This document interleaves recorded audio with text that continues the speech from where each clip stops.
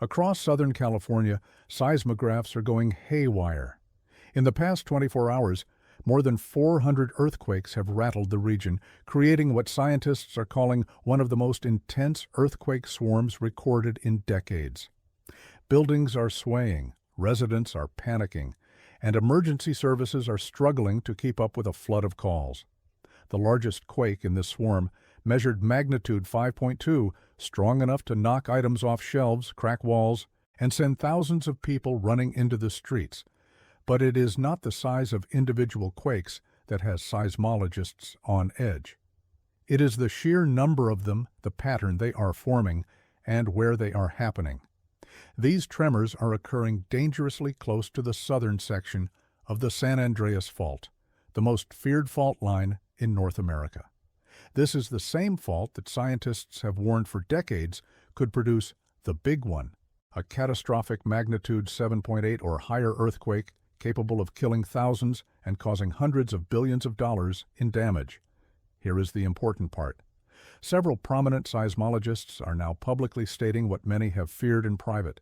This swarm may not be a random cluster of small quakes. It may be the early warning signs that the San Andreas Fault is finally preparing to rupture. To understand why 400 earthquakes in 24 hours has the scientific community deeply concerned, you need to understand what lies beneath California's surface. The San Andreas Fault is one of the most studied and most dangerous fault lines on Earth. It stretches approximately 800 miles from the Salton Sea in Southern California all the way north past San Francisco. This massive fracture marks the boundary where the Pacific Plate and the North American Plate grind against each other, moving in opposite directions at roughly 2 inches per year.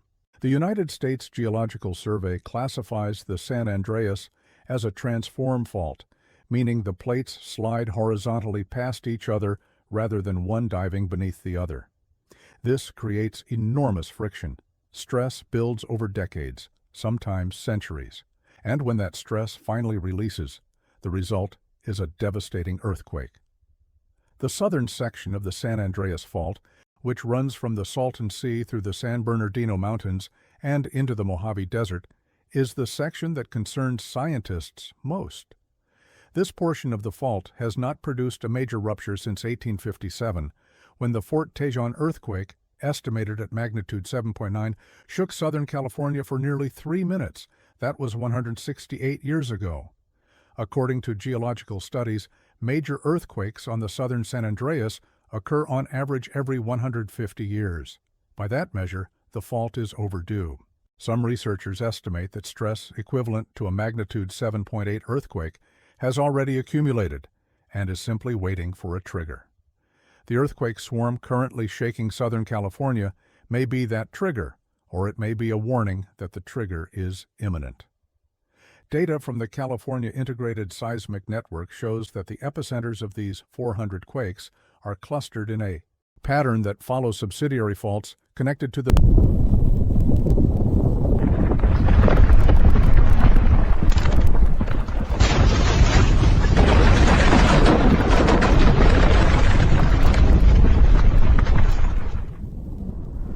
main San Andreas system.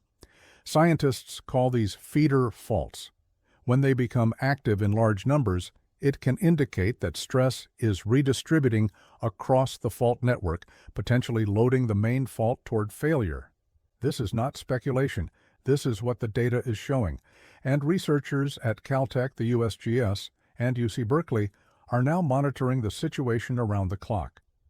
The sequence began approximately 36 hours ago when seismographs detected a magnitude 3.8 earthquake near the community of Bombay Beach on the shores of the Salton Sea.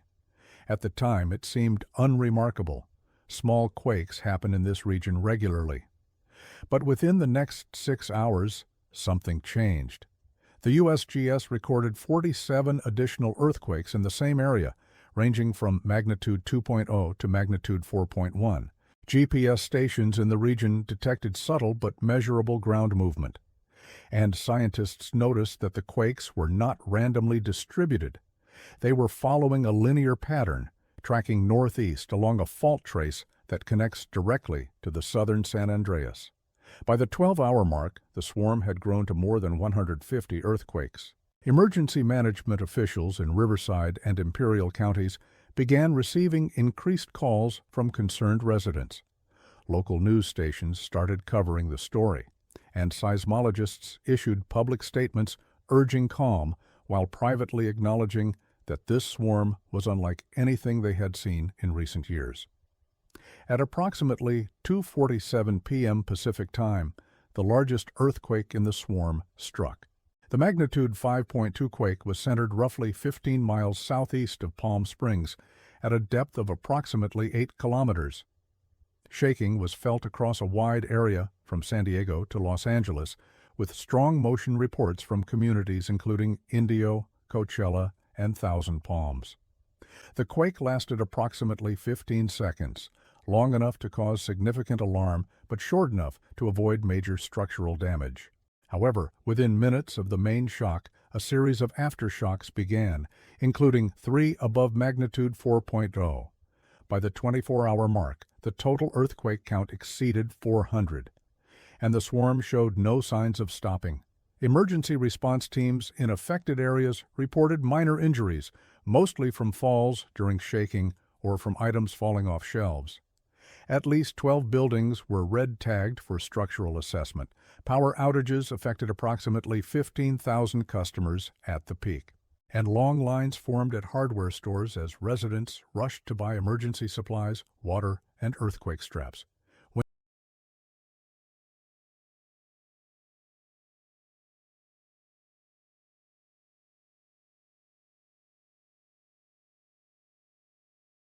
When you listen to what scientists are saying about the swarm, their language is careful, but their concern is evident. No one is predicting an imminent catastrophic earthquake, but several are openly acknowledging that the risk level has increased significantly.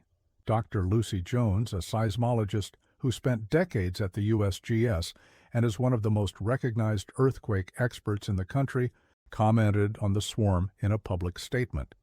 In her words, earthquake swarms like this one do increase the probability of a larger earthquake. The increase is temporary, lasting days to weeks, but it is real and measurable. Californians should use this as a reminder to be prepared. Other scientists are being more direct. Behind the measured public statements, researchers are examining data that tells a troubling story. The southern San Andreas Fault has been locked for more than a century and a half. During that time, the Pacific Plate has continued to move, building up strain energy that must eventually be released.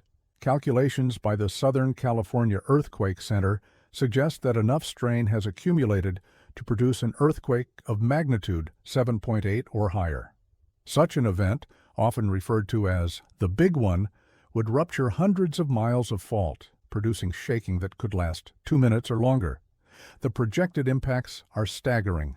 According to USGS scenario studies, a magnitude 7.8 earthquake on the southern San Andreas could result in approximately 1,800 deaths, 50,000 injuries, and economic losses exceeding $200 billion.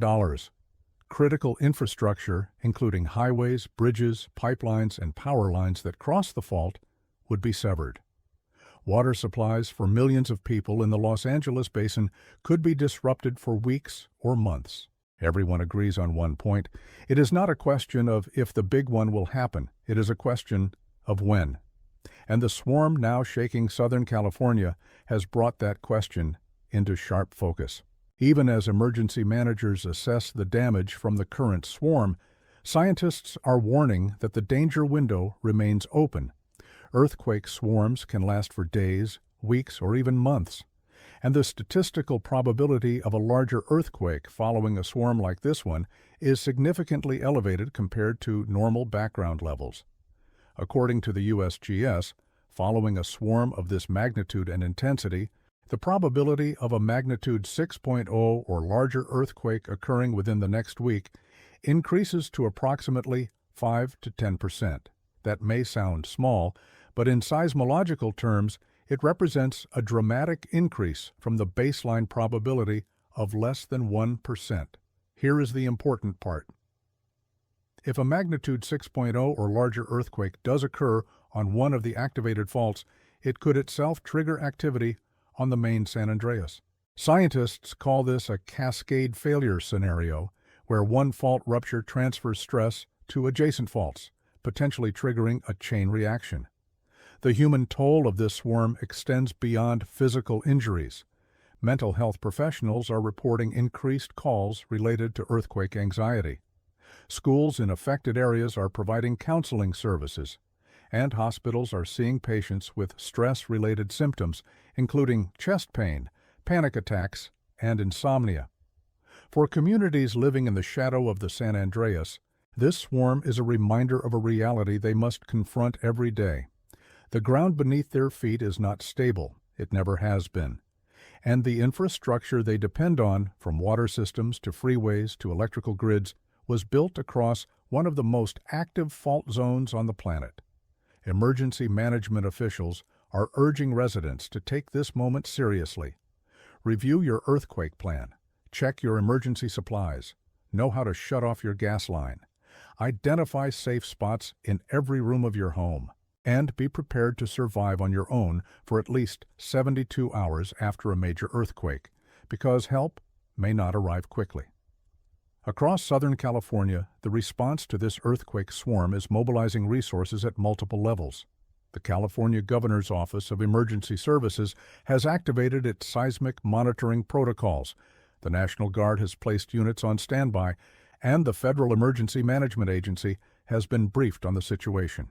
At the local level, fire departments in affected counties have increased staffing and positioned additional rescue equipment in areas closest to the fault zone. Building inspectors are conducting rapid assessments of structures that may have been weakened by repeated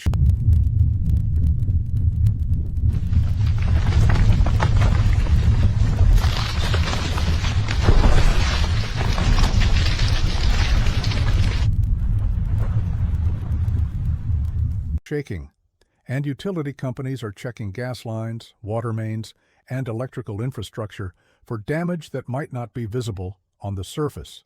For residents, the focus is shifting from reaction to preparation. Hardware stores across the region are reporting runs on earthquake survival kits, water containers, flashlights, and battery-powered radios. The American Red Cross has opened information centers in several communities, and social media is flooded with posts from Californians sharing their earthquake preparedness tips and urging their neighbors to take action. The economic impact of the swarm is still being calculated. Several businesses in the hardest-hit areas have closed temporarily for structural assessments. Insurance companies are receiving an increased volume of calls about earthquake coverage, and real estate professionals report that some prospective buyers are reconsidering purchases in areas closest to the fault zone. Tourism, a critical industry for the Palm Springs area, may also be affected. Hotels are reporting some cancellations from guests concerned about ongoing seismic activity. Major events scheduled for the coming weeks are under review, and the long-term impact on property values in fault-adjacent communities remains uncertain. But for most Californians, the immediate concern is not economic. It is personal. It is the safety of their families, the stability of their homes, and the uncertainty of not knowing what the next hour, day, or week might bring. In the days ahead, scientists will be monitoring several key indicators to assess whether this swarm is winding down or building towards something larger. First, earthquake frequency and magnitude. If the number of quakes per hour decreases and the magnitudes decline, it typically indicates that the swarm is losing energy. But if larger quakes continue or increase, it suggests that stress is still being actively redistributed across the fault network. Second, ground deformation. GPS stations and satellite radar can detect changes in the Earth's surface of just a few millimeters. Sudden or accelerating ground movement could indicate that a larger fault section is beginning to slip. Third, seismic tremor. In addition to discrete earthquakes, scientists listen for tremor, a continuous low-frequency rumbling that can indicate fluid movement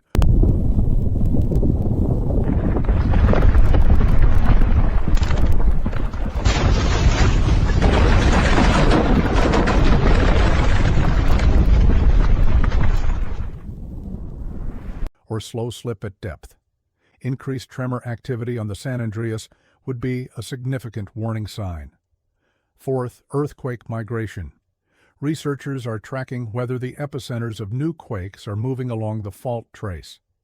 If activity is migrating toward the main San Andreas, it increases concern that the swarm could eventually trigger the locked fault segment. The Caltech Seismological Laboratory and the USGS have deployed additional temporary monitoring stations in the affected area. Data is being analyzed in real time and shared with emergency management agencies, and scientists are participating in daily briefings to coordinate their assessments and ensure that public officials have the information they need. The honest truth is that earthquake prediction remains beyond our current scientific capabilities. We cannot say with certainty whether the big one will happen tomorrow, next year, or decades from now. What we can say is that the conditions for a major earthquake on the San Andreas exist, that this swarm has increased short-term probabilities, and that preparation is the only protection available. In the end, the story of this earthquake swarm is not just about seismographs and fault lines. It is about 40 million people who live in one of the most seismically active regions on Earth, and the choices they make to prepare for an event that could change everything in an instant. California has always been earthquake country. The same tectonic forces that created its mountains, valleys, and coastline also created the faults that threaten its cities. Living here means accepting a level of risk that most other regions never face. It means building codes that add cost but save lives. It means emergency drills in schools and workplaces. It means keeping a flashlight by the bed and knowing where the gas shutoff valve is. For the millions who felt the ground shake over the past 24 hours, this swarm is a wake-up call, not a time to panic, but a time to act, to check supplies, to update plans, to talk with family about what to do when communication systems fail, to accept that the next major earthquake will not send a warning, and the only protection is to be ready before it arrives. Here at Stone Wibe, we will continue to monitor this situation and provide updates as new information becomes available. The swarm is ongoing. The fault is stressed. And somewhere beneath the surface of Southern California, forces that have been building for 168 years are still waiting to be released. If you live in California or any earthquake-prone region, take this moment seriously. Prepare your home, prepare your family, and understand that the difference between tragedy and survival often comes down to the choices made before the shaking starts. What are you doing to prepare for the big one? Have you felt any of these earthquakes? Share your experience in the comments below. Your story matters, and hearing from each other is how we build a community that can survive what's coming. Stay safe, stay prepared, and never forget that the ground we stand on is always moving.